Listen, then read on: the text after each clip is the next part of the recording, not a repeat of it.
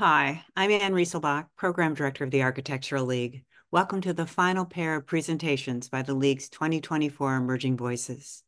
Once again, a heartfelt thanks to the program sponsors. On behalf of the League, I would like to sincerely thank the series' longtime enthusiasts and supporters, Elise Jaffe and Jeffrey Brown. We were all deeply saddened by Jeffrey's recent passing and will profoundly miss his engaged presence at this and so many other League and other architecture events.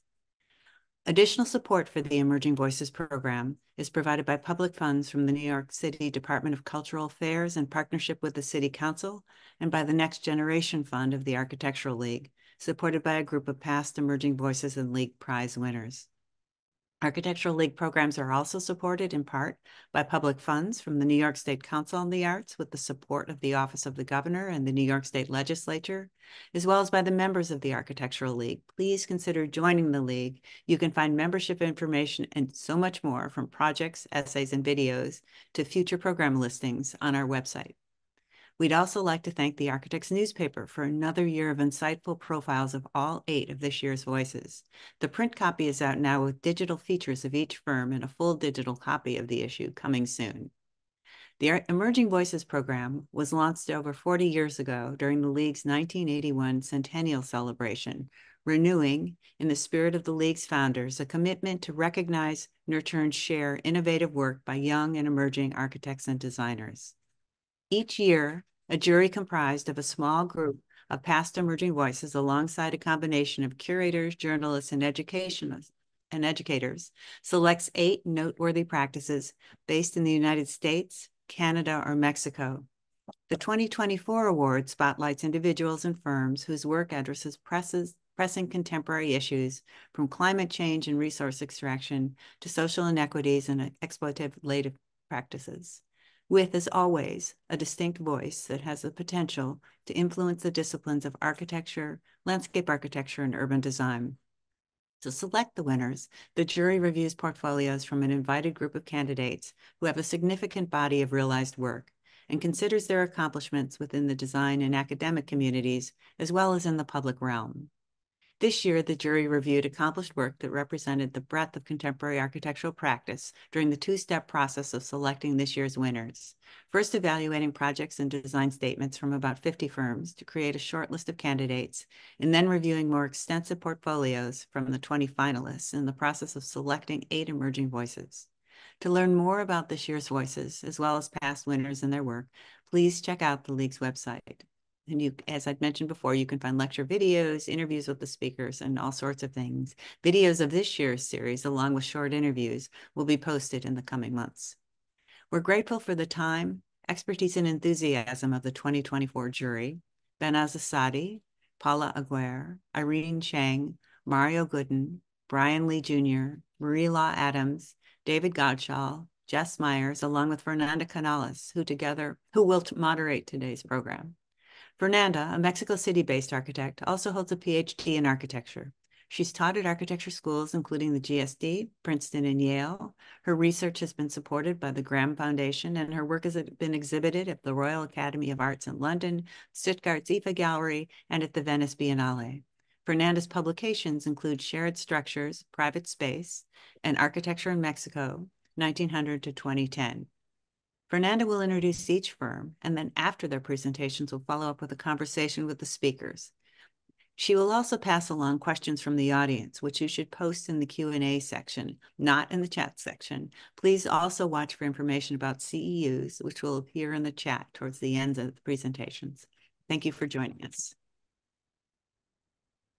Thank you very much, Anne, and thanks as well to the Architecture League, the whole team, the jury members, everyone who is able to join us, and thanks to the 2 teams that will be presenting today. It's a huge pleasure for me to be part of this program and an honor to present CANO VERA Arquitectura from Mexico City and 10 by 10, a landscape architecture and urban design practice based in Minneapolis. And as with the other emerging voices practices that presented their work during these past weeks, the jury members found the work of CANO VERA and 10 by 10 to be very inspiring.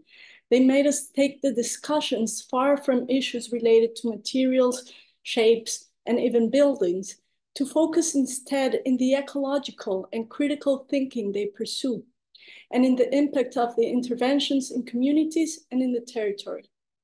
We were particularly taken by their understanding of architecture as pedagogy in many different ways. Both firms take architecture to places it did not go before. They do it with rigor and sensitivity that is hard to find, and their work is always bigger than the size and the scope of the site, and bigger as well than the client's briefs, posing a broader sense of priorities that defy the specificity of each program and insert more value and more connections in every act of creation, where creation is understood as interaction. When I read again the comments of the juries, I was glad to find many times the word water, soil, earth, movement, since both firms seem to be more interested in making the designs grow on site and in making them disappear, and focus instead on the relationship with the territory and the people. CANO VERA Arquitectura was founded by Paloma Vera and Juan Carlos Cano 17 years ago, and with Fermín Andrade joining as partner 5 years ago. They're friends from college, from the Universidad Iberoamericana in Mexico City, where they have all taught, and where Cano and Andrade have taught for almost 2 decades. And I would say it is a firm that has a strange condition of being simultaneously very old and very new, combining wisdom with surprise, and very old in the sense of carrying a profound knowledge centered in the timeless aspects of architecture, focused in the most enduring aspects, and at the same time in the intangible, the sensual and experience-based responses, greatly inspired in the lessons of their former professor and collaborator in 2 recent projects, Oscar Hagerman, and simultaneously being very young and experimental, young in the sense of constantly redefining their practice, engaging in new scales, new programs, surprising us with every project, and extending their work through writing, through poetry, teaching, and amplifying the definition of place and time. CANO VERA invents projects that extend time, that make time for contemplation, time for walking, for interacting. Projects that are thresholds between the interior and the exterior, the rural and the urban, the social, the educational, the cultural, and thresholds between people and between different activities. I would say that every project is in a different ways a garden, and the projects are always generous despite the scarcity of means and the marginal conditions of the context they work in. Their architecture is about the creation of memories, the creation of ambiguity, stimulating personal interpretations within the collective, and in their own words, footnotes for the larger context of nature. This interest in place and time is something characteristic as well of 10 by 10, a practice founded in 2015 by Maura Rockcastle and Ross Altheimer, with work in Washington, D.C., Minnesota, North Carolina, Pittsburgh, and work that ranges from trials to memorials, from the reutilization of prairies to a campus focused on gorilla conservation in Rwanda, and from the sustainable transformation of post-industrial landscapes to honoring burial mounds and designing residential urban gardens. Their work is a celebration of nature, of culture, collaboration, and truth. Maura and Rose are also engaged in teaching, lecturing, writing, interested in offering a compassionate side to architecture. Their search for the integration of nature, the redistribution of power, the use of local materials, the understanding of the full cycle of buildings, and a true sense of transdisciplinary practice. For these 2 firms, CANO VERA and 10 by 10, questioning is the way to get to solutions. Their work means interaction with the territory, with communities, with history. And for them, architecture should be a synonym of respect, where experimentation and empathy go hand in hand. The jury was particularly interested in the way they engage in different scales with the same sensibility, both firms designing not objects, but territories in a wider sense, and designing a critical view, social responsibility, and the notion of care and softness in every project. So please join me in welcoming Paloma, Juan Carlos, and Fermín from CANO VERA, and then afterwards Maura and Ross of 10 by 10. And for anyone joining in the audience, please enter your questions or comments in the Q&A for our discussion following their presentations. And once more, thank you all very much. And I'll hand it over to CANO VERA for their first presentation.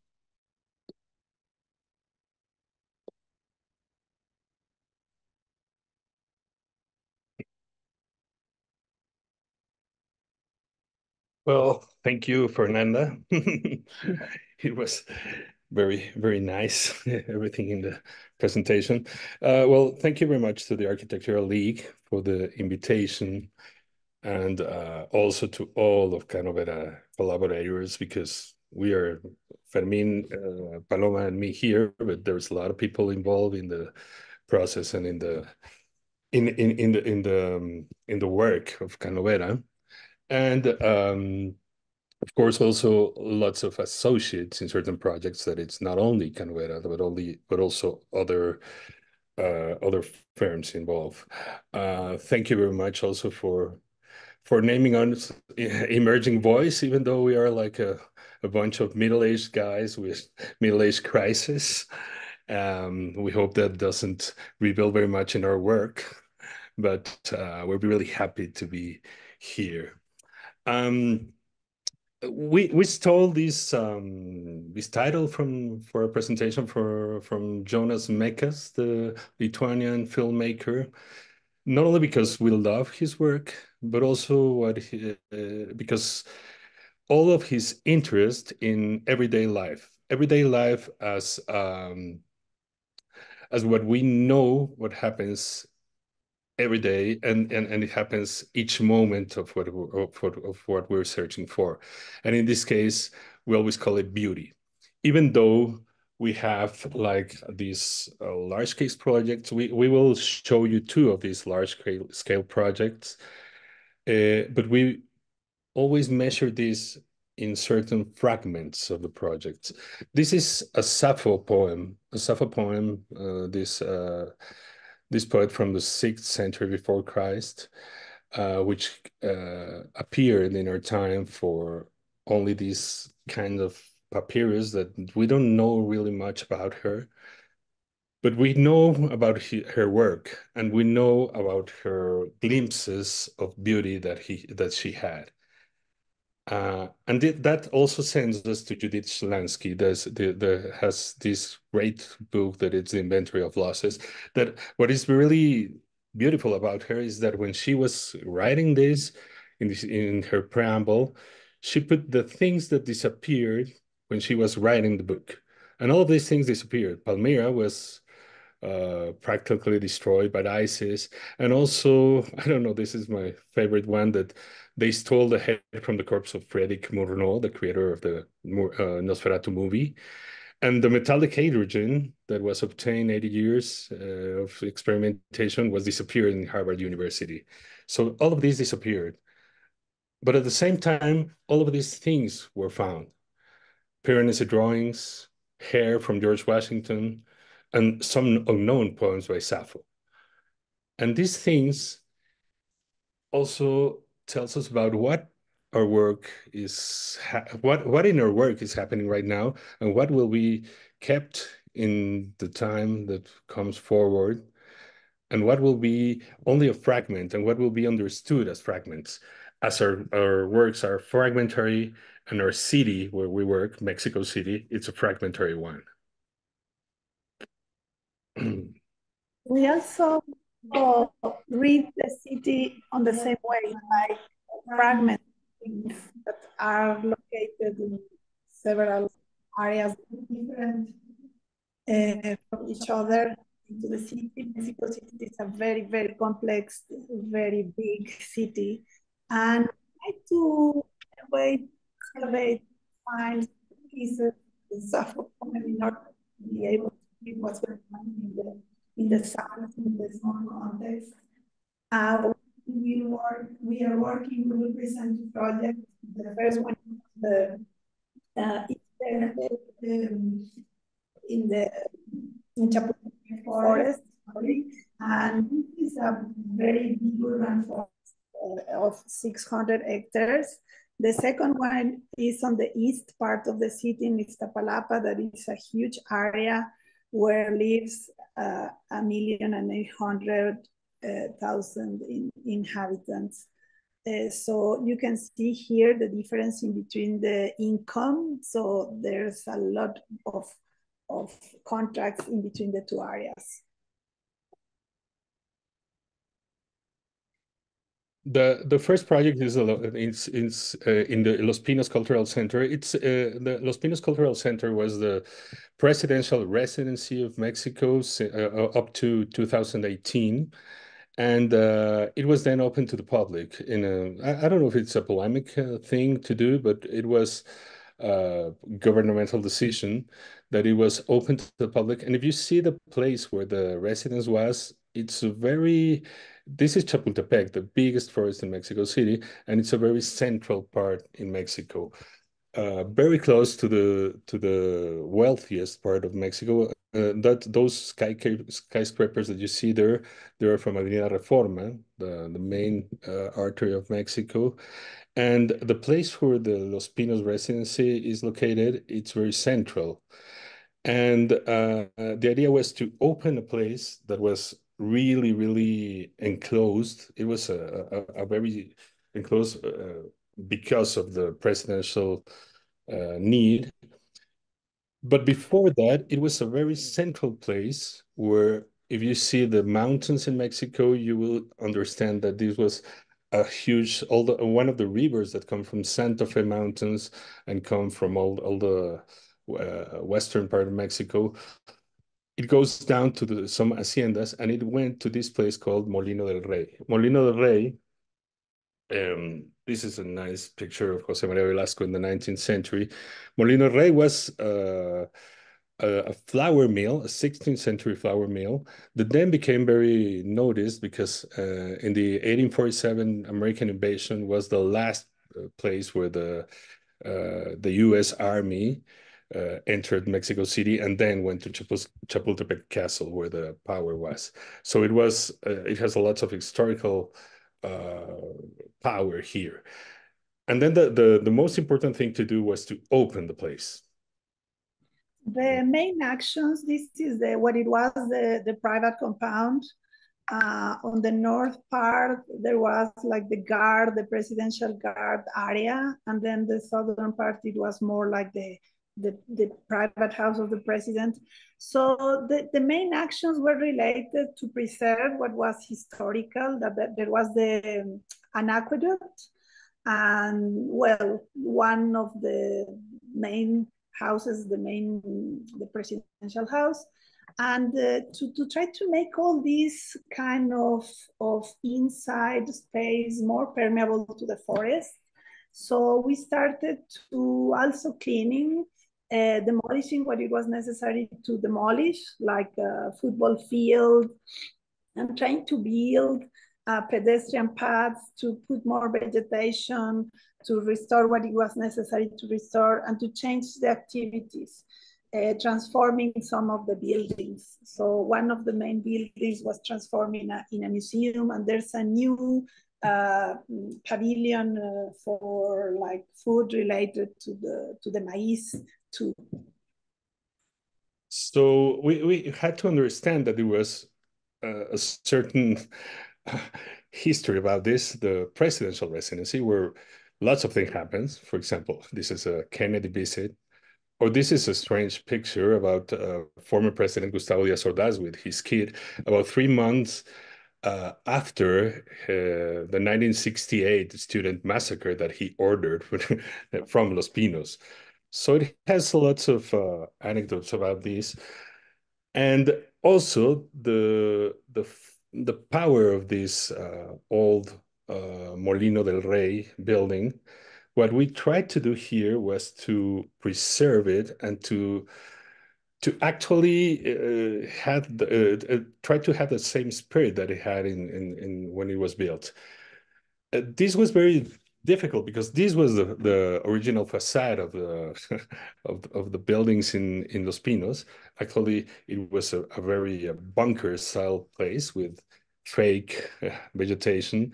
And the thing was, open it. This aqueduct was actually inside that building that I showed you before. And it was like the transformation of a place for a closed place to an open to the public, actually. This is the place called Plaza Jacarandas, Paloma. Mm-hmm. Yeah, so the main action here, I think this is one of our favorite places because it was like really a concrete platform, and then we just remove everything and became a beautiful forum, very inspired on the pre-Hispanic kind of territory and platforms. So we use the volcanic stone that is permeable. With the rain is full of grass, so it's very green. Some other paths that were like before and after the transformation, also demolishing walls, and doing like very small action to try to produce like a big impact in the spaces to stay, because those are the spaces to gather, and not just that, are the spaces that reconnect all the pieces that were built before. And the Molino del Rey project, that it was transformed into the Maiz Museum, it was a collaboration with Oscar Hagerman, with our teacher, actually, and who has a lot of work with rural communities. And it was actually the Presidential Guard's offices that were like these. There were like offices designed in the 70s. And what we tried to do was only open everything and demolish what we didn't want, and recovering the original walls, putting a museum program in these, and then trying to put this huge public image to the building. And also this link to these rural communities, like in this Coscomate maize deposit, which is a traditional one from the ones that is in rural Morelos. We try to do lots of reference to this kind of architecture with these kind of structures, that it's also maize deposits in different parts of the Republic. And that brought us to the Centro de Cultura Alimentaria, that is the food center, the regional food center here in the project, that we try to recycle these poles from the telephone company that they had, and we try to use them in this pavilion. That is an open pavilion, an open wooden pavilion, that mainly it's the only new building that is built in this compound. And it tries not to be noticed in the complex. It's also about a roof that it's invaded by nature, and it's also tries to put his position in relation with all the other buildings around. And that's the spirit of this project, that how to transform this place, that it was like a very private and very exclusive place, natural place, to a fiesta place, to a place where everybody can go in and everybody can use it. And now the public events here are really massive in that sense. So that was the main thing in this project.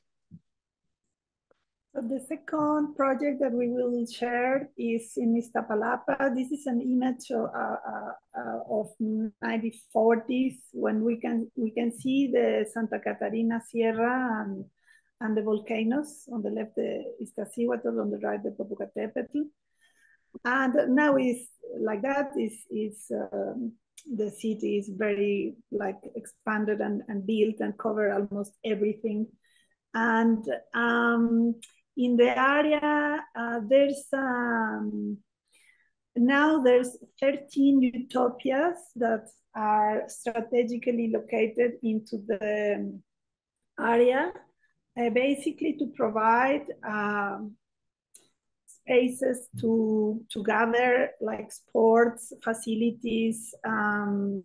There's a movie space, a new auditorium, cultural, social services. Like it's very rich, the program that they are planning to do in all of them. And we will present number 9, that is the Utopia Estrella, what we are like doing now. Yeah, the Utopias are a governmental project from the municipality of Iztapalapa. Iztapalapa has 1,800,000 people, inhabitants. So it's practically another city in Mexico City. And the density here, as you can see, it's really powerful. And it's really a contrast between this project and the other one. Utopia Estrella is next to Cerro de la Estrella, a really mythical place for Iztapalapa.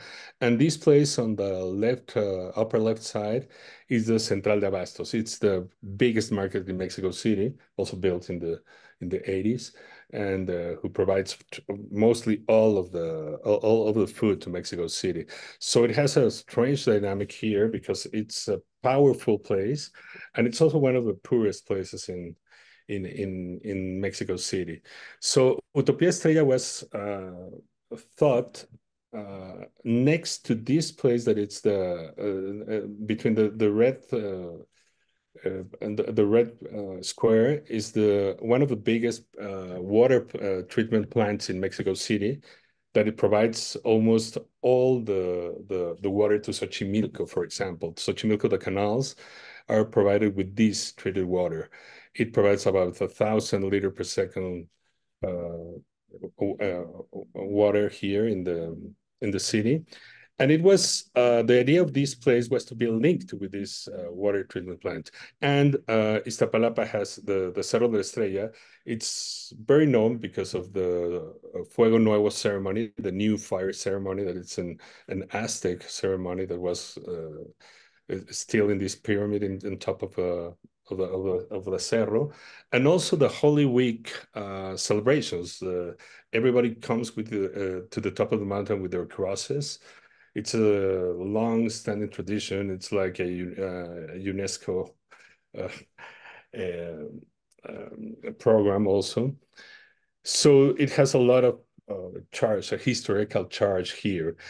And the project was also a debris dump from all the constructions that were made by the municipality, actually, here in Iztapalapa. So all of this area, it's about 2 hectares of debris of concrete. So the idea was to link the water treatment plant of an existing forest that it's really weird here in Iztapalapa, really an exception here, and to transform this into wetlands and a new utopia. So the project was linked in 2 phases. First, the wetlands. It's about an hectare wetland to make a tertiary treatment to the water treatment plant, and the utopia buildings themselves that are under construction right now. So it was a link between the municipality, the architects, engineers, ecological advisors, and also the waterworks company that runs in Mexico City. So it's a huge scale project that we want to make it like a water treatment as a pedagogical instrument. So there's the huge wetlands that go all over to the city, but also another system that goes inside the project itself. But the thing was to this perspective to transform it into another one, the one of the lake, the remains of the lake that we can do. And also that all the constructions here will disappear in the forest, and also linked with the wetlands, that they mainly they're inside the wetlands, even though they are not inside of them. So that was the purpose of this project, that we had like a bipolar project with everything with debris in one side and a nice forest on the other one. So we had to put all the programming here, put all the buildings we didn't brought down any tree. Almost like 9 trees out of 588 trees that were torn down because of the disposition of these patios, of these small patios that disappear in this existing forest.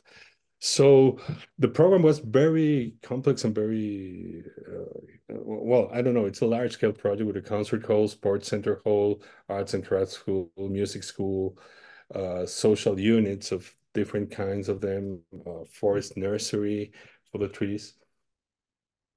And this was more of our response to this kind of chaos that sometimes inhabits the city.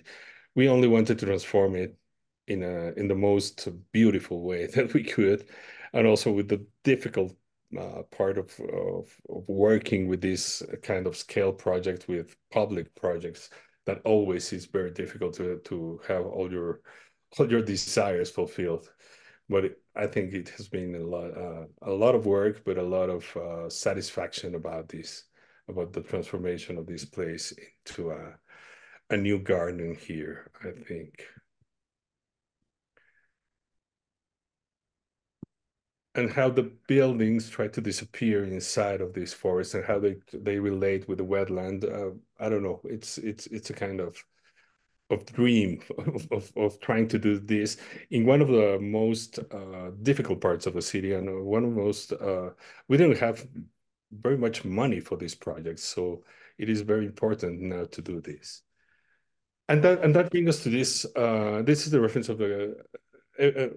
I think in the US, this kudzu vegetation is very familiar because it was brought from Japan in the 19th century and it became a plague, an invasive species. But when we think about these species, that suddenly they become nature and they become what we want to do in the territory. But actually, they're nocive to these things. So we have to do some sort of balance, of equilibrium between the nature and the architecture itself. Now we will pass very quickly for 2 projects where we were very, very inspired by this idea of like disappearing all the impact of constructing. Both projects are in Avándaro, like 2 hours from Mexico City. It's a place surrounded by trees.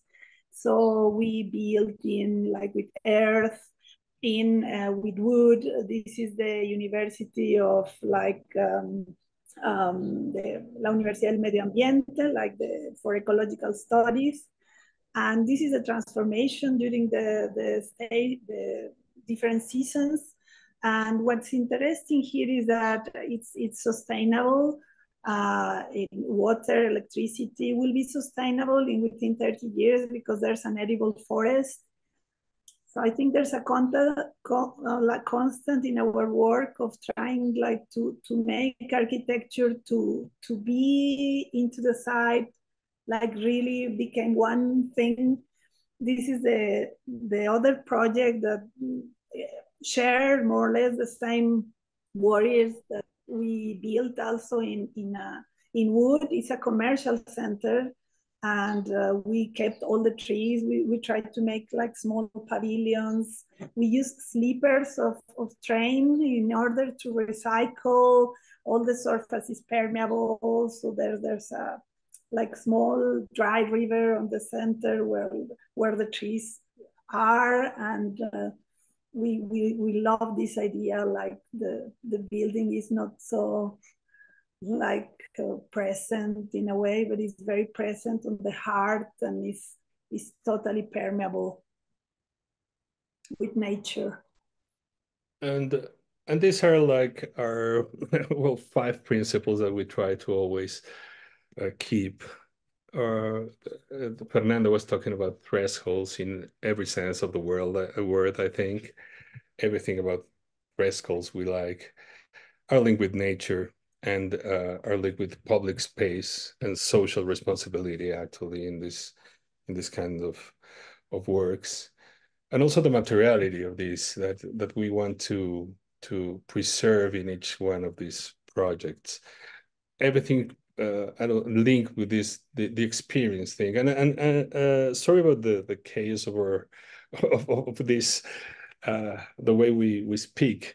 But I think that was linked with the Jonas Mekas idea of these glimpses of beauty that appear in a fragmentarian way.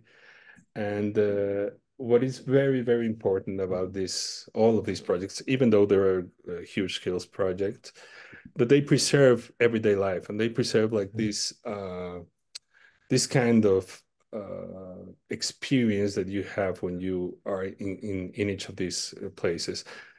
Also linked with the Sappho poems, because these fragments, we don't know what we will keep about these projects. We don't know what in 100 years what will be preserved of these things. And maybe we shouldn't care a lot, because they will change and they will be anything they have to be.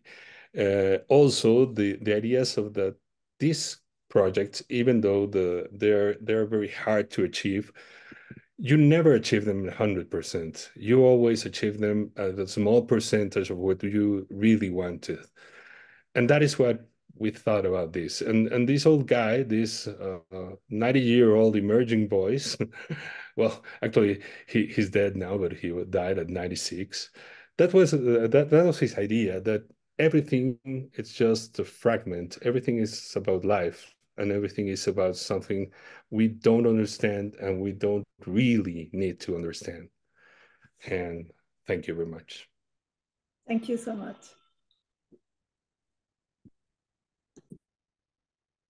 Thank you. It was a wonderful presentation. Now pass it on to Maura and Ross, please. Thank you. Thank you. Wonderful. Get ready to share. Awesome. Well, that's a tough act to follow, and we're going to do our best here. Well, good morning or afternoon, wherever you all are. First of all, just wanted to say a huge thank you to the Architecture League for inviting us to be a part of this program, and honored to be a part of this cohort here this year. We had a lovely time chatting with CANO VERA and just finding all sorts of overlaps in the work. So, and Fernanda, thank you for that lovely introduction. I think we were rushing to take notes, both in your presentation and CANO VERA's as well. There's so many overlaps. So we're excited to share our work with you. We're going to talk through about 4 projects and give you some introduction about our practice. So we want to welcome you to the north. Here we are. There is actually probably about 4 inches of snow on the ground. We very much identify with where we are located. We are covered by ice and snow about 6 months of the year. This is far north, up in the Boundary Waters. I think a day that Maura was out skiing in, I think, negative temperatures. You're missing the squeaking of the snow at this temperature.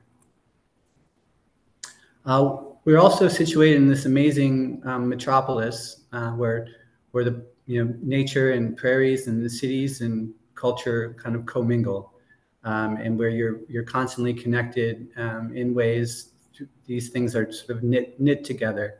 We find ourselves in this, I'm going to use territory here in this sort of lovely way. This is zooming out, kind of looking at a map of the Twin Cities and where we're located. The Minnesota and Mississippi rivers are the sort of centerpiece that are this connective tissue between everything.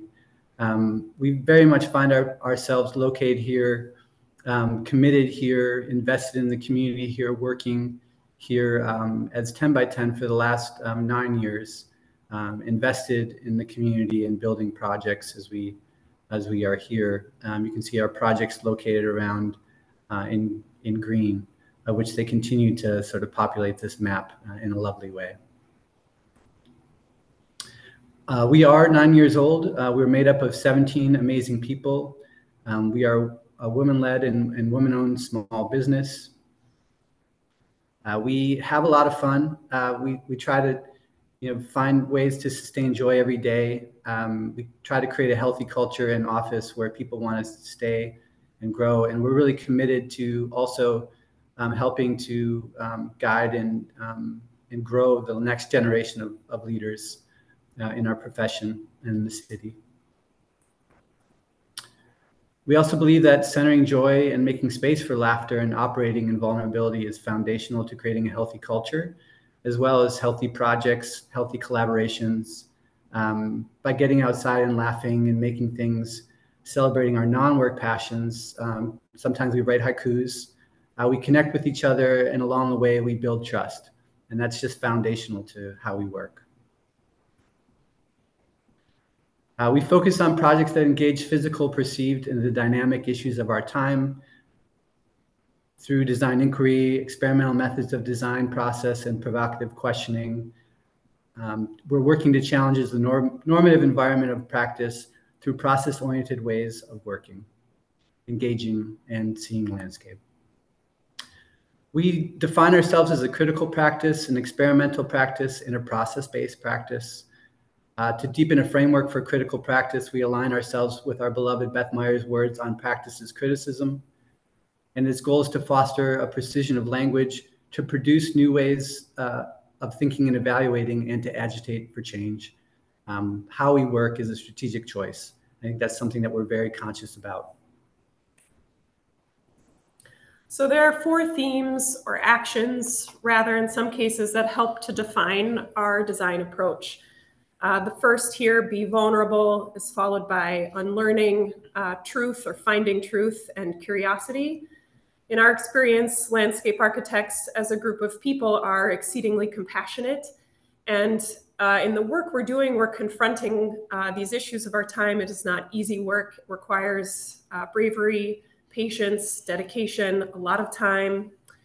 And we believe the more transparent that we can be as we do this work as leaders, as practitioners, and as people, the more vulnerable and powerful we can become as activists. Our approach to practice often begins with a question. We feel that questions initiate a dialogue, they're open-ended, and they're very important for us in really establishing a position situated around process. So much can be learned by the questions we're asking ourselves, that we're asking of our communities, of our clients, our collaborators, and each other. And we really believe that this embrace of what we do not know is a way of defying the typical structures of practice and the modes of practice, and that this impulse to know is really a creative generator. Truth and spending time. Truth really weaves itself through everything that we do. Seeking and acknowledging truth, again, is a choice. Asking where we are standing, what has happened on this ground, what impacts does our environment continue to have on us? Who are we listening to? How are we listening? We commit to spending time in the places that we work, to listen, to see, to grow and build relationships with the land and each other in deeper ways.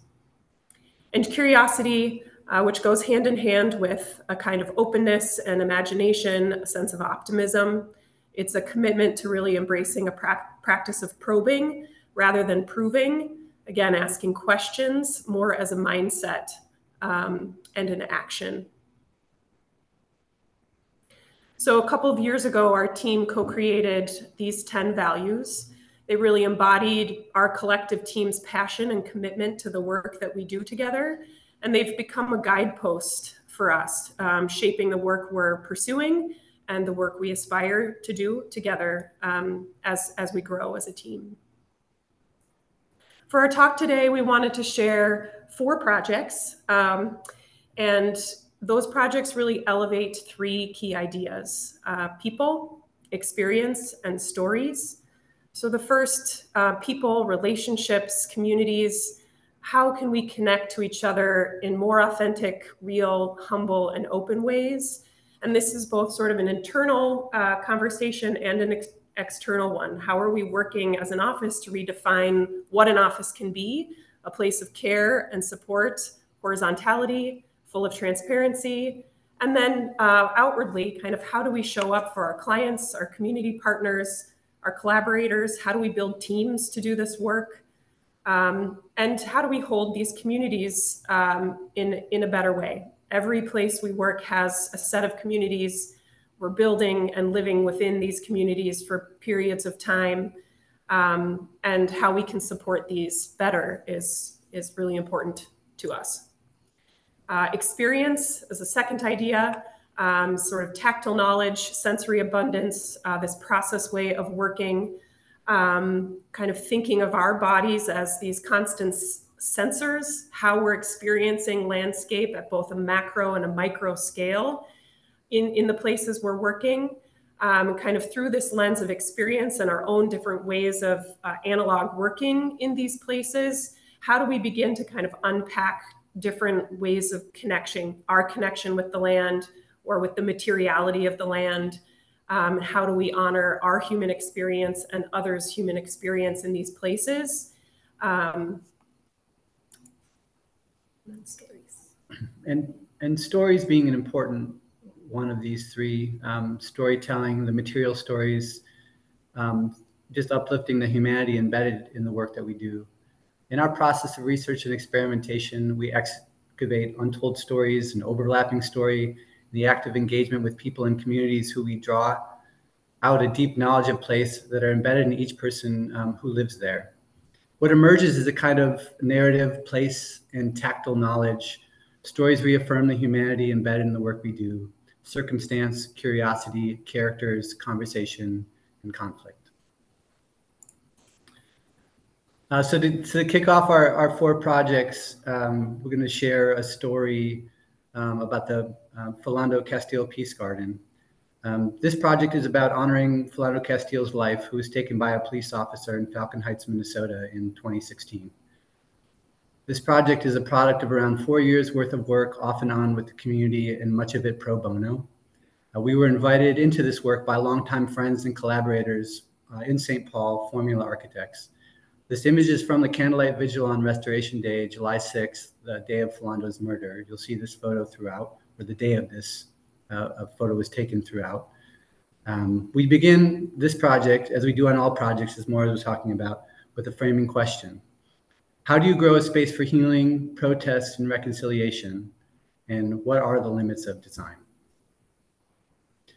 We were challenged to find ways of mapping, honoring, and reconstructing the story from that evening, and the representation of videos and clips from the perspective of the officer and media portrayal of this event were sent virally across the internet.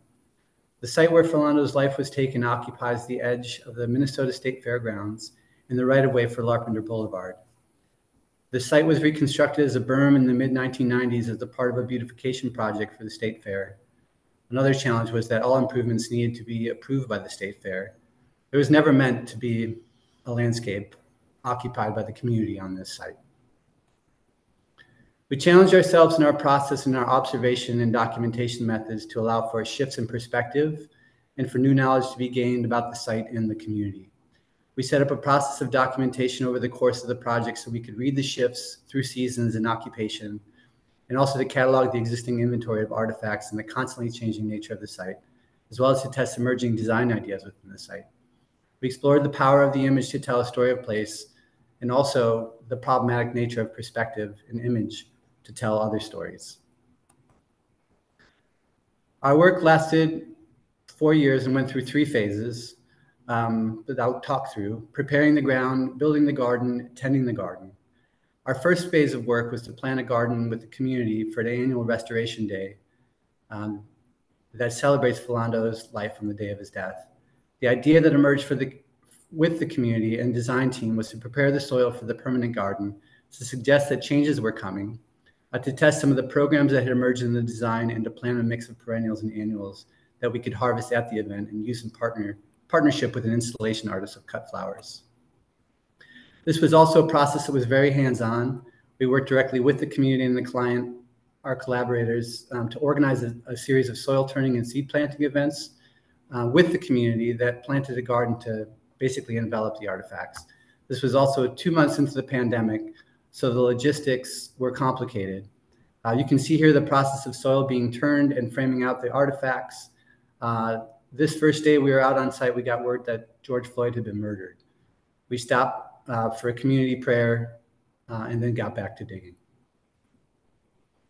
We had 3 shifts of 10 people helping for 2 days plant the garden. We worked with the community to help water and tend the garden.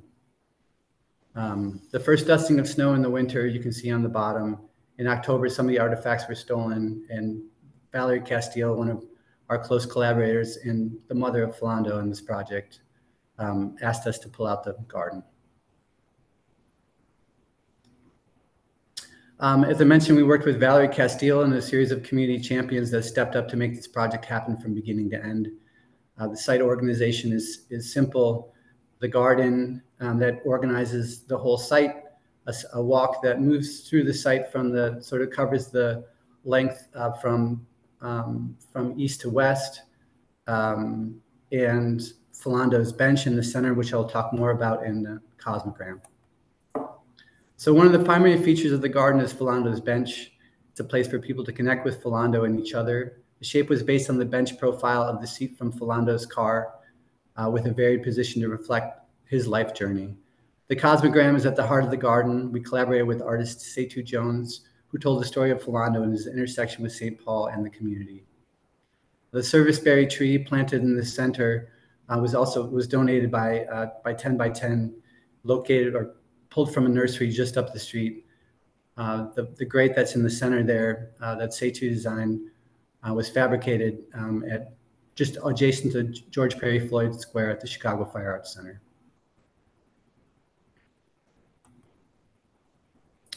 You can see here Philando's bench and the cosmogram set into the above street, accessed through a set of stairs that sort of knit the garden, and a series of African symbols or adinkra that are also integrated into the design.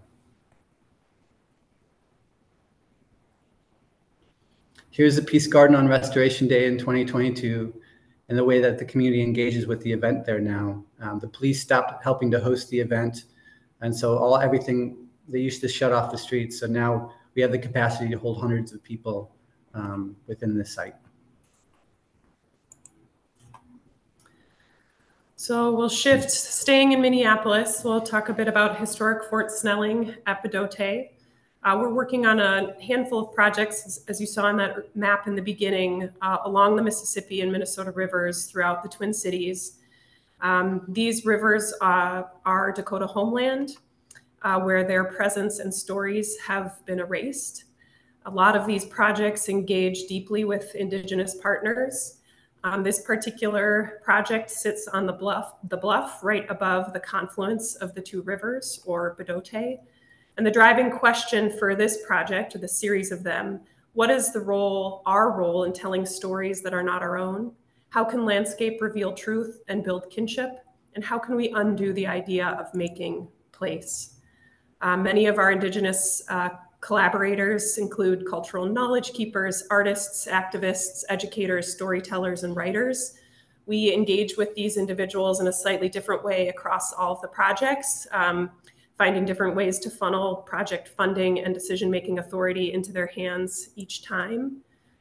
This particular site and the confluence of the two rivers, or Bdote, is the center of Dakota spirituality and history. It is a place where the Dakota people began, but it is also a place of pain and trauma, where 1,700 mostly women and children were forced into a concentration camp. It is a site where many Dakota groups were loaded onto steamboats and exiled. So this is a place both of genesis and genocide.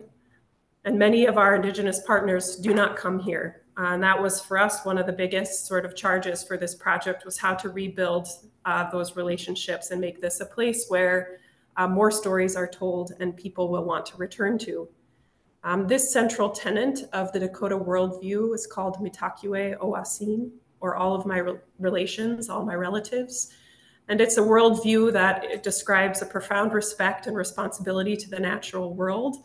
One of the things we try to do is, in questioning and listening, try to represent or draw these new ways of sort of thinking or seeing. For us, they're new. So this is a drawing that's trying to understand this site as a center, as a kind of set of geologies, as a layered history of both people and animals, and many layers of knowledge. And how do we start to tell these stories in better ways on this site? I think also through our experience working with many different Indigenous partners, this idea of placemaking is a very contested term. It's grounded by a westernized perspective and a very hierarchical viewpoint.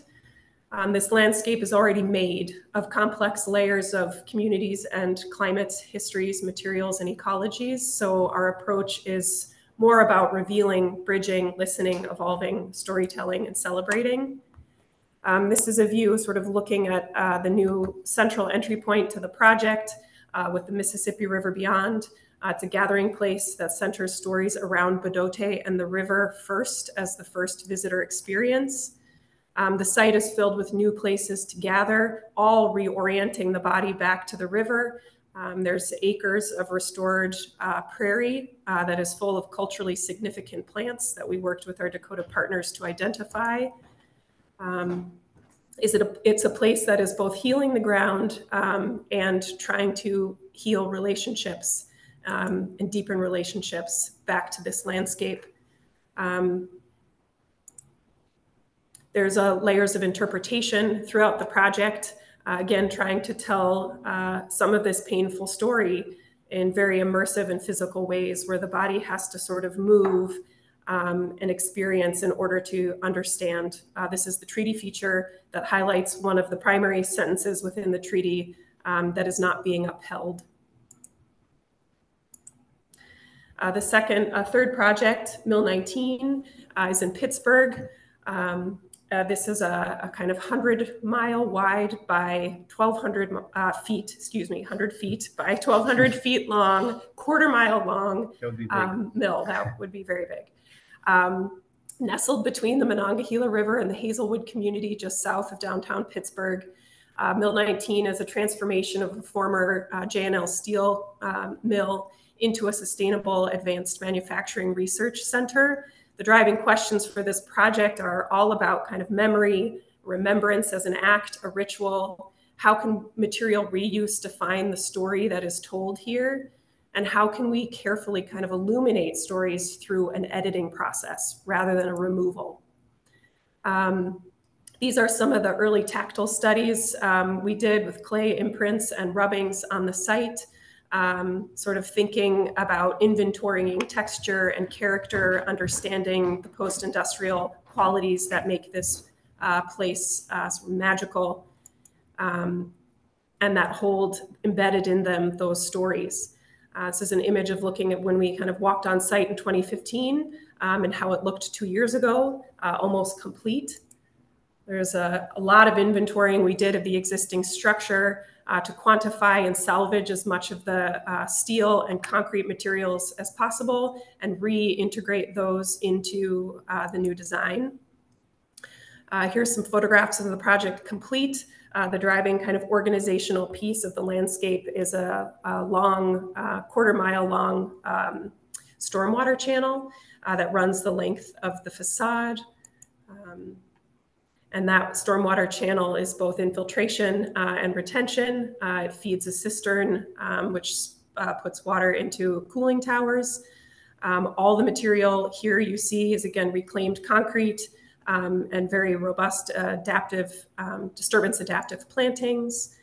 The way the kind of body moves and experiences this place erases the line between architecture and landscape, creates this sort of wild, magical place where also non-human friends are moving in and living. And you can see this was a collaboration with MSR Design. So a lot of the architecture, the buildings, you see are some of their beautiful work, and with Julie Bargman at Dirt Studio as well, who's a longtime friend and a design collaborator on this project.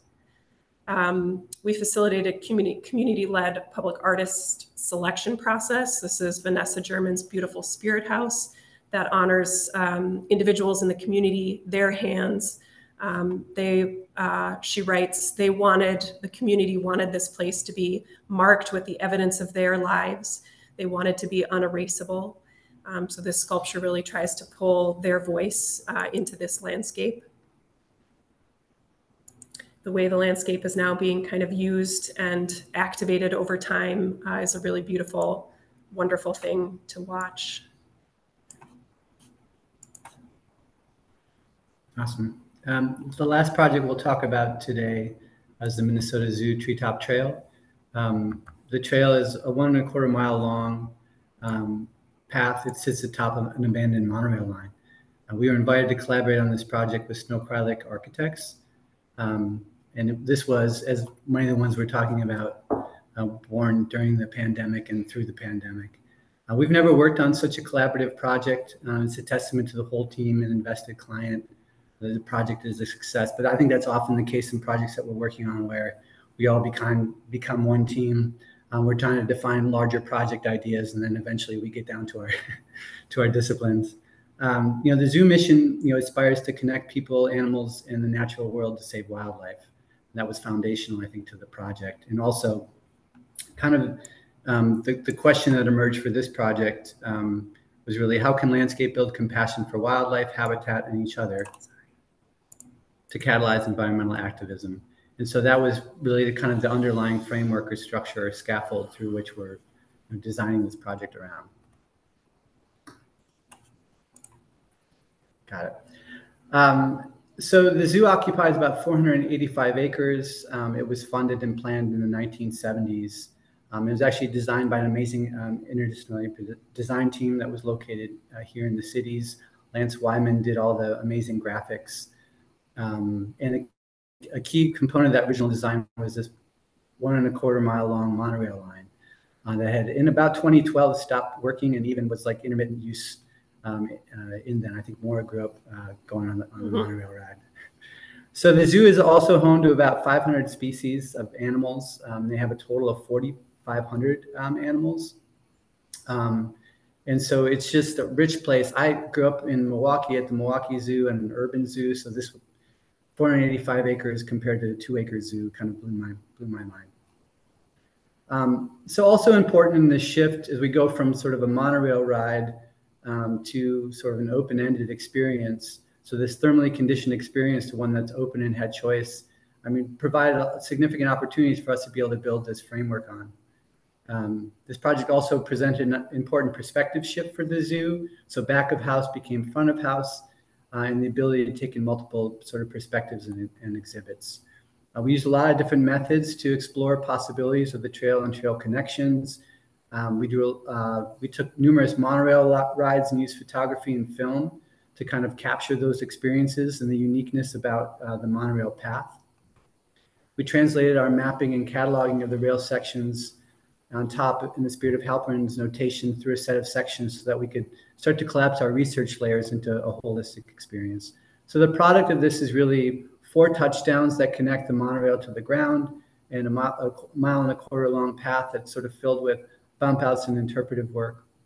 This is one of the old sort of access points for the monorail ride that we repurposed to a ramping system and a set of stairs to get on.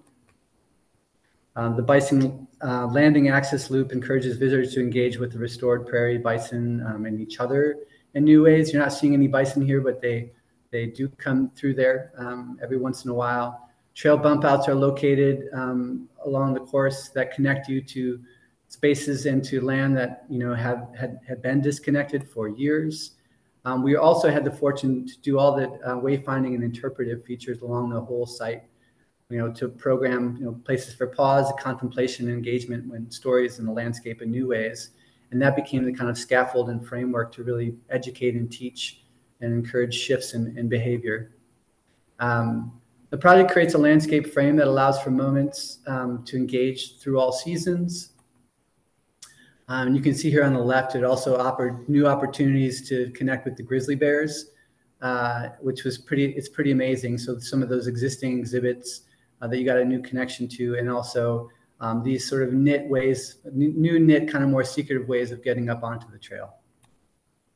The zoo had a 20% increase in attendance since the opening. It is the state's largest environmental program with 500,000 people, and their goal continues to be to leverage the experience of the trail to educate and catalyze the next generation of citizens around environmental activism. Thank you.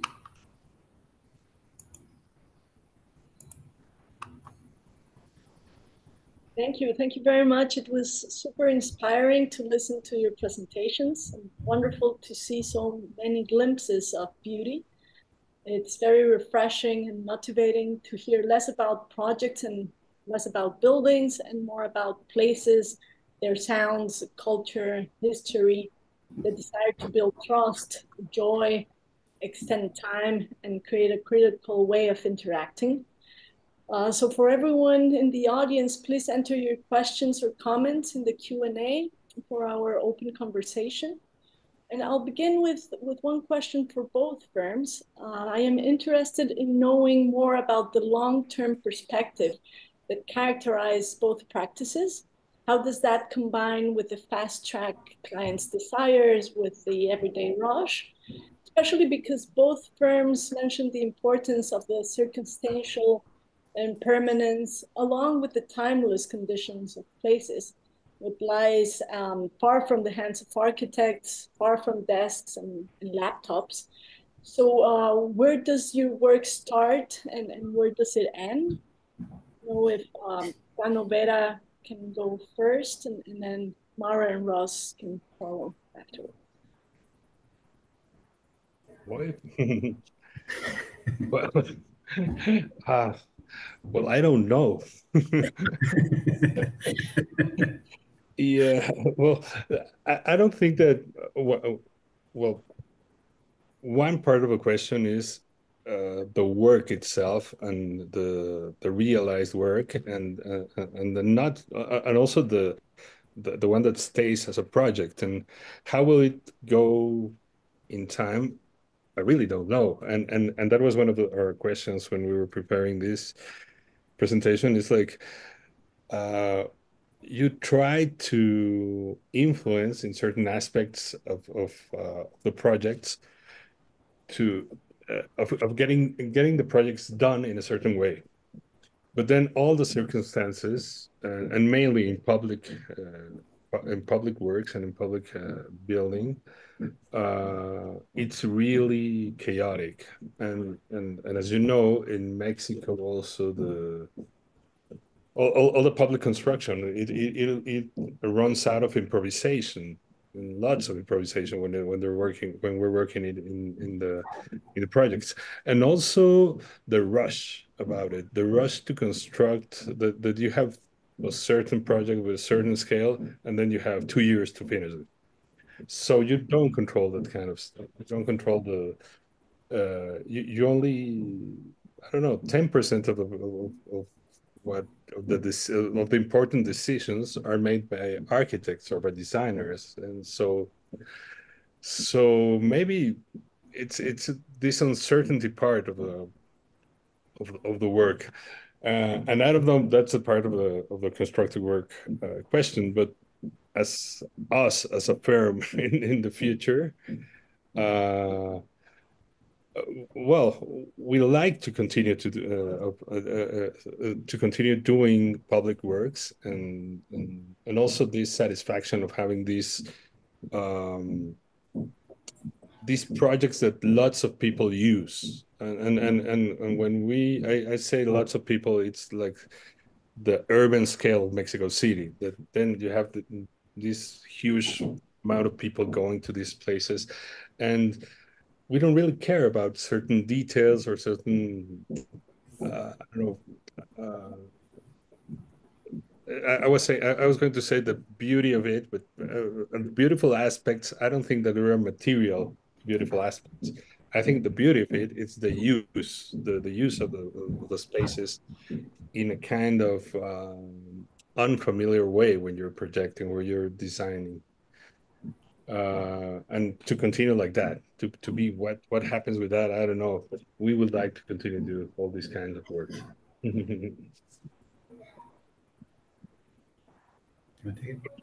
Sure. I mean, go ahead. Go, Paloma.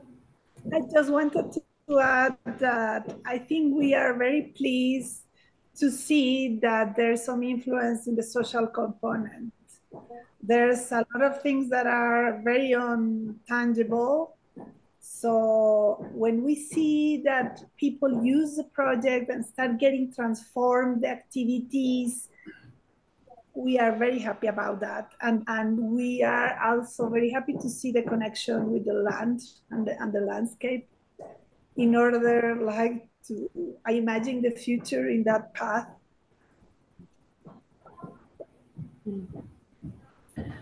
One thing we kind of talked about as a group yesterday was a sort of parallel that we share about non-linearity and sort of open-endedness in process.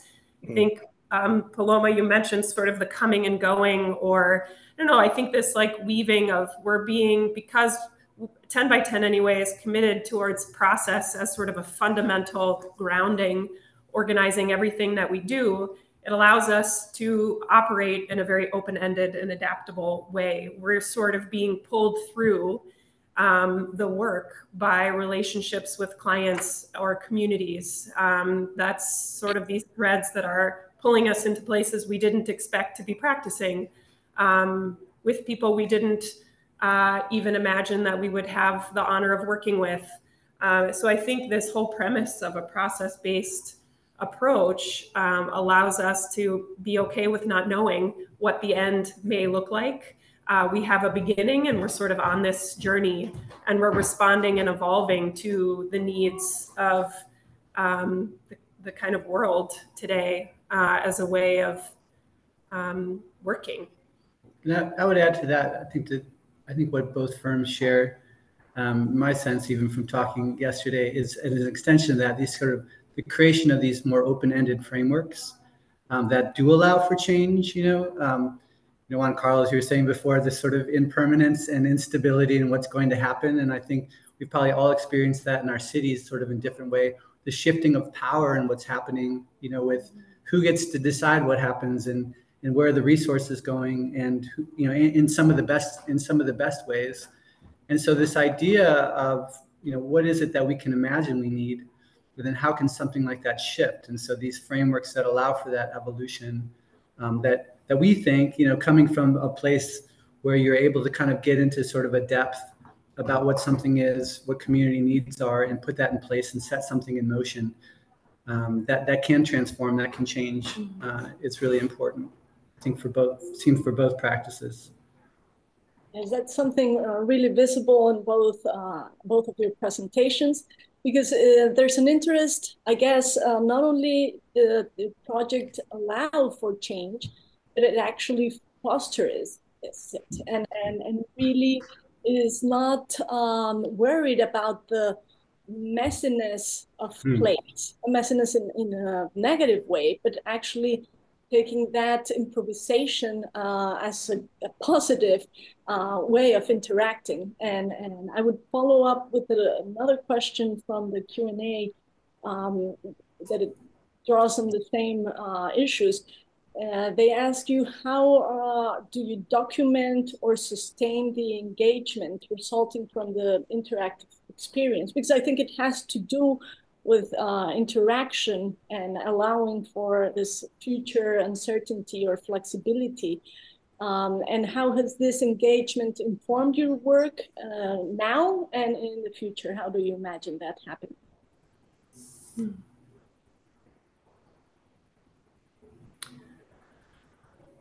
That's a great question. I think something we also talk a lot about, how do we continue to document once these projects have a life of their own. The engagement, and I think also this spirit of this wildness, or this unapologetically messy and rich sort of ecologies that are being kind of put in motion. I think some of the, like Mill 19, for example, we have been working on for 9 years. We've had the ability to watch that project evolve over a lot of time as the funding came in to develop the different phases. So we've been able to actively document through photography, or even in some cases, I think just our construction administration reports, where we're photographing, documenting, writing, adapting details as we go through the phases to be able to shift and expand and change them to based on how they're working or how people are responding to them. I mean, in the case of the, Philando Castile Peace Garden, some of those community members that were out there taking care of the artifacts, planting with us, are also tending the garden now. And so you never know these sort of unexpected relationships that come out of that, or those relationships that sustain through a process that continue to return for lots of different reasons. That's a very smaller scale. So the unintended and not knowing in that relationship building during engagement and how those become sort of long, and that's a very sort of small micro scale. But as a way of connecting a sort of through line to people in place, and that sort of that kind of continuity is super important. And we have like different kinds of experiences. For example, in the University of the Environment, it's more or less like that also. Like, it was a long-term project with lots of people involved and lots of people participating in the project. So it was constructed 10 years ago, and it has a scope of 30 years for the edible forest. So everyone still is participating, and we still meet, and we still have certain kind of decision, a common decision. It's lots of co-working there and lots of co-designing with everybody, because everybody's like in their themes, their own themes. I don't know, the energy themes, the water the themes, the biological. So that's a great part that has been accomplished in that kind of projects. In the public projects, on the contrary, it's really weird because you get, I don't know, if you put it that way, in the bureaucratic way, by contract, you're dismissed very early in the process. And what we have done is beyond the contracts. We still are in the projects, and we still try to get involved and finding the way to get involved. But in the final part of most of these projects, they don't want to hear about any architects or designers, anybody. So you have to be very stubborn about it, and it gets really nasty. Actually, it gets hard to be there, but we try to do it. No, and the thing is, not all the times we are successful about it. What seems to be really a huge challenge in what you're saying is how to maintain the delight that both firms have in the small aspects, the textures, the details, vegetation, the play between light, shades, smell, texture, and how is that compatible with the huge master plans, with the role of the architect as a coordinator of complex programs and as a builder, but simultaneously as someone who walks, who draws, who listens, who writes, and who really poses another way of interacting with the people and with the place. Well, I think in a way we try like to keep always an eye on the small things, because there's always like 100 problems in a project since they started, like with the site, with the client, with the budget, with everything. So we always try to keep an eye in the possibilities, even if there are like 3. We try to make them explode in order that became really a trigger for other things. And I think that's a key in a way, because that makes that everything starts rolling in another way, like being amazed by the unexpected, for example. We never imagined that they would agree to transform the area of the water system in the wetland on the beginning, but after so many discussions, they were more or less open, and then a little bit more, and then happens. So yeah, in a way, it's like keep pushing all the time. And in terms of connection to those smaller scale things, I think, as part of our process oftentimes, and it's both a reminder of being human and the connection to these things. Some of the experiments and site research that we're doing really ground us in a place, and they become both become generative in terms of a design process, but also like almost a reminder in the way in which you're connected, or the tactility and the scale of these things, and both the source to kind of come back to, and so, and then constantly, I think, through a process, whether it's returning to that site or returning to these things that we've made, whether they're photographs or rubbings or cyanotypes or whatever, that, kind of almost also recall those moments, the temporality of the site when you visited it. And also that, that this place is in flux and constantly changing. And I think that's a way in for us. And I think it's also embedded in, when we started, we really were sharing our art practice with each other, and it was really connected to those things. And so those same, I don't know, I feel like there's something fundamental in some of those smaller pieces, or those, in the way that we were thinking and making art, and about process and place, that was connected kind of through these really direct ways of cataloging or inventorying or experimenting. So it's hard, it's like, I think about it, it's so fundamental, I think, to our practice.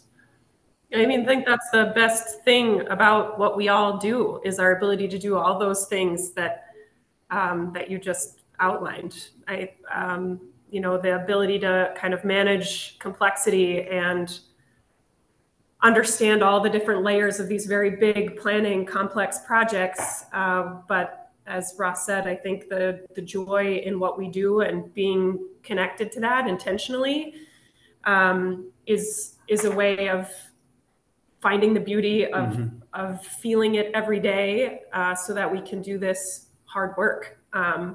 Without that, I feel like we would be lost. I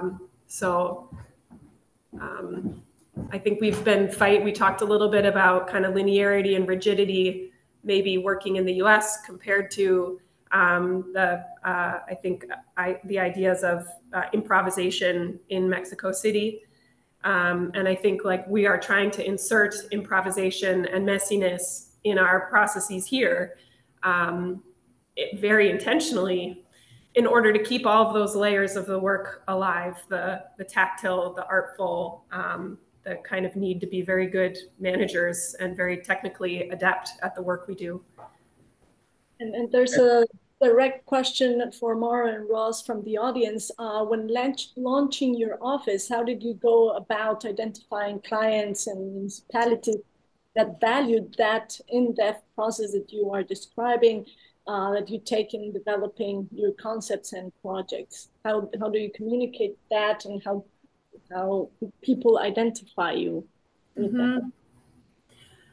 I think that is one of the things we are also evolving as we go, that we're sort of putting things out into the world, understanding and seeing how they're received, and modifying the story, strengthening the story, finding the clients that also resonate with this process. I think we have seen more and more clients and communities responding with relief, there are other ways of sort of doing this work, or of an approach that is more collaborative, more artful, that we can kind of see how it's working, and then refine our story. So I would say when we started the practice, I don't know that we had an answer to that, or a very clear path that we could see for how to do this well, for how to find clients that would value this. And over the process of doing it, I think are figuring out how to talk about it, how to advocate for it, how to not disassociate maybe site analysis and research with design research and process ways of working, that those are inherently connected, and they're different. There's a lot of different ways they can manifest and start to give us information about a place and communities. And I would add too, it's more saying, creating a space for it, and then start in a framework through which we're sort of discovering it. We have, 17 people in our office that are also curious individuals that are helping us kind of discover it. And we get these, like, every once in, you have breakthroughs in a project, or a client that comes to you and says, oh, that's cool, like, let's do that here. Or an artist client that's like, hey, let's work together because I like that, you know. So you really never know, you know, where this stuff is going to lead. And I think it's in maybe that comfortability with ambiguity, or like, you know, asking the question and seeing where the question leads you. Some of those ways of working through the process that are pulling us in places that we didn't know. So I think it's a balance of, you know, a question and then a discovery, and then, you know, then you do that again.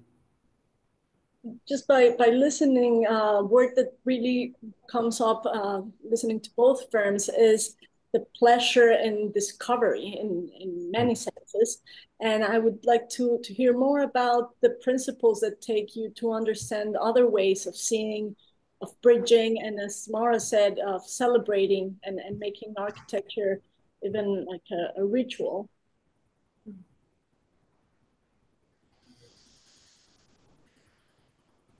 A ritual. Uh, Yeah, no, and that's There's interested yeah, in the passion about it. experience.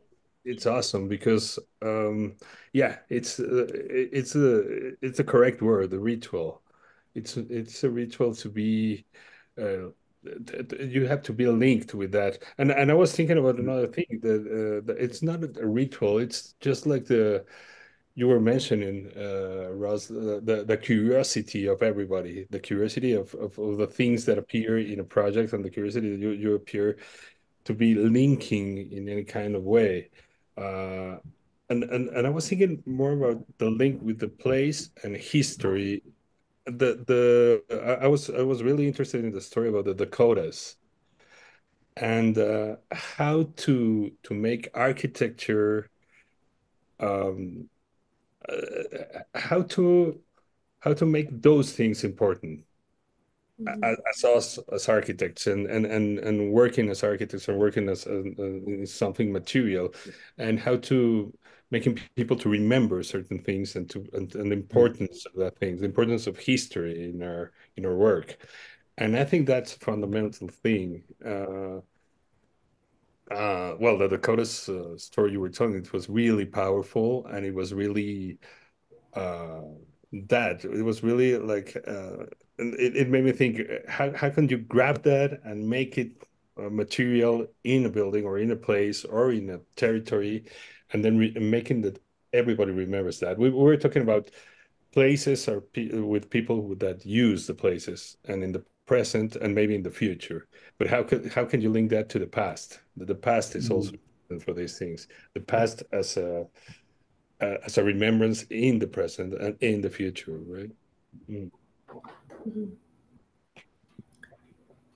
And I think just honoring the layers of truth in any of that. So I think a lot of these projects we talked about are really full of trauma and pain, and it is hard to have conversations about this stuff with small groups of people, with bigger groups of people, and to think about how these issues can be spatialized in ways that still take care of the communities that we're working with. I don't know, I think it comes back again to just this care or sensitivity. That's another word I would say I feel like is emerging in just hearing everybody, hearing you all answer these questions. There's a sensitivity and an awareness, I think, of just humanity, of care, that is also is a part of this somehow. Some of this, yeah, I think in more you're saying humanity, and just I kept thinking of the humanness of all of it, of us as practitioners engaging in these places with communities, a responsibility I think we all feel to, in all of the work, to get to the depth of things, the past is the present, carrying that forward, the limits of design to actually make and catalyze change, but also like we're optimistic still because we're doing this, that we can make change in that. And so I think it's, you know, finding all of that, and finding oneself in the work too, you know, is constantly important. Paloma? I think also we try to approach with a lot of humility, like not trying to say we have a recipe, we know how to do things, we are the geniuses that arrive and then they have the response for everything, because no, we try to arrive in the other way, like trying to learn and trying to discover and trying to see and trying to use our work in order to transform things and to have an impact, small or medium or big, in landscape, in the social transformation, in the city, in people. This is what we really enjoy and we work for. And just one last question before I end. How is that compatible, that meaning or interest in care and sensitivity that you both are describing, how is that compatible with offices that start to become larger or work in different contexts? That's a great question. I think, you know, for us, it's something that we've acknowledged as we sort of have been evolving and growing and changing, and also being open to growing and changing. But the importance of connecting and sharing in things like transparency, you know, creating feedback loops within the office that allow for us and for us all to share and connect. You know, things like a retreat culture. You know, every year we're going for a couple of days to connect and talk, and then also just we have, you know, we actually have a couple of different groups that organize in the office. One being culture to like connect us, one being work, one looking at impact, one working on process. So that these are things that are all sort of tied together that hope that we can kind of evaluate. But we're trying to create a structure within ourselves, and of course that's our biggest fear, is that we would grow in a way that wouldn't be true to ourselves or true to what we started with. So that's something that we're trying to care for very much as we grow and pay attention to. And well, that was something we have talked about a lot, because in this hyper fast world, where actually that's where everybody's getting bigger we want a bigger office and bigger. I think we're trying to do the contrary. We don't want to grow to be too big, because and also not have to have lots of projects. Just having one or two projects, getting really, really, really careful about them, and really to love the projects, actually, to love the projects we have, and not to have 17 projects at the same time with 18 people in each project. No, I think we have to think the opposite. We have to make things great, like like this craftsmanship, like Richard Sennett, you know, like we have to do the things great and well and get it well done. That's a spirit, I think. I think that's a great note to end on. Thank you all, and thank you, Fernanda, for guiding this conversation. Thank you, everyone, for joining us. Videos of these presentations and all the other 3 weeks will be available later in the spring, as will some of the interviews and other content. And as we mentioned at the beginning, the Architects newspaper features are rolling out now as we speak. So appreciate everyone joining us, and looking forward to reading more and then seeing what the next years hold. So thank you very much.